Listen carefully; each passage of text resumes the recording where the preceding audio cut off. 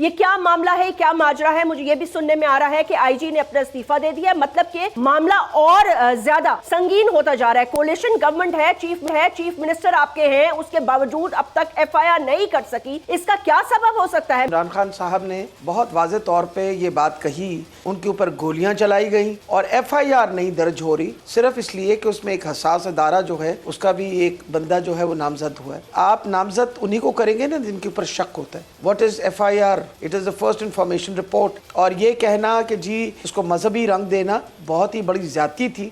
ये क्या मामला है, क्या माजरा है? मुझे ये भी सुनने में आ रहा है कि आईजी ने अपना इस्तीफा दे दिया, मतलब कि मामला और ज्यादा संगीन होता जा रहा है। कोalition गवर्नमेंट है, चीफ मिनिस्टर आपके हैं, उसके बावजूद अब तक एफआईआर नहीं कर सकी।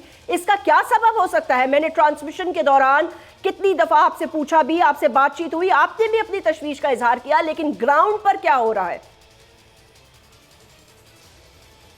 लेकिन जैस्मीन, जहाँ तक ताल्लुक़ है, मेरा ख्याल है इमरान खान साहब ने बहुत वाज़ेह तौर पे ये बात कही कि अगर उन जो एक्स प्राइम मिनिस्टर हैं, सबसे बड़ी बात है सबसे बड़ी पार्टी के लीडर हैं, उनके ऊपर गोलियां चलाई गई और एफआईआर नहीं दर्ज हो रही, सिर्फ इसलिए कि उसमें एक हसास अदारा जो है उसका भी एक बंदा जो है वो नामजद हुआ है।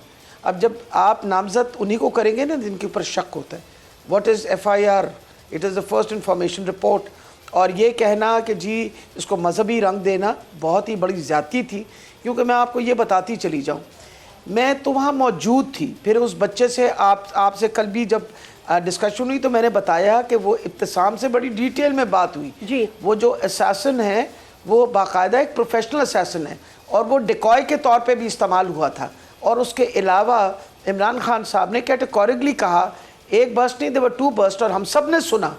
तो इसलिए ये एक बाकायदा एक ऑर्केस्ट्रेटेड सारा काम था और ये प्रोफेशनल्स ने ही ऑर्केस्ट्रेट किया। और फिर सबसे बड़ी ये बात है जो मशकूक बातें सामने आई जिसकी वजह से हमें शक पड़ना शुरू हुआ इस कि अभी तो खान साहब लाहौर पहुँचे नहीं थे और उस बंदे को जिसको पकड़ा भी हमारे ही एक बंदे ने जाके, जो खान साहब का सपोर्टर था, उसने जाके पकड़वाया।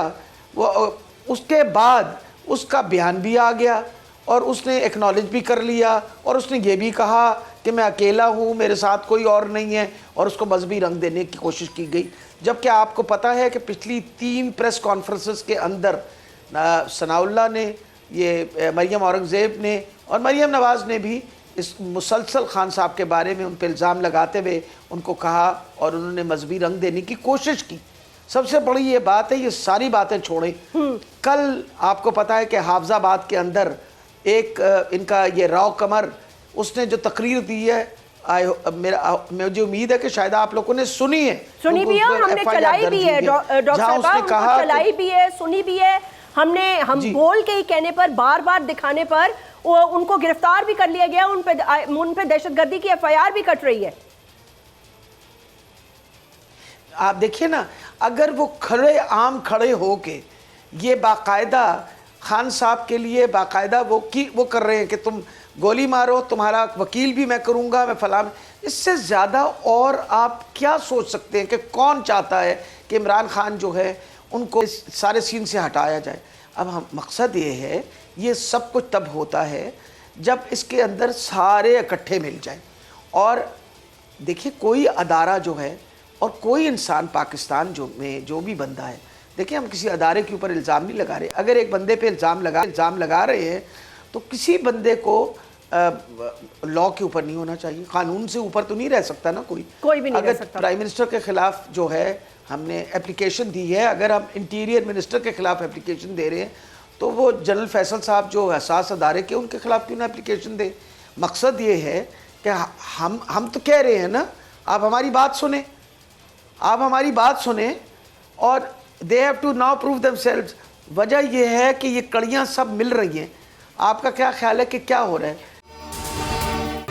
अगर ये वीडियो आपको पसंद आई है तो इस चैनल को सब्सक्राइब करें और बेल आइकन को क्लिक करें। बहुत अच्छी कवरेज की, ये मार्च की तो जबरदस्त कवरेज थी, बॉल की प्रॉब्लम सबसे बेस्ट थी। सबसे ज्यादा रील्स और सबसे ज्यादा रेटिंग के साथ बोल रहा नंबर 1। सब्सक्राइब करें और बेल दबाएं ताकि कोई खबर रह न जाए।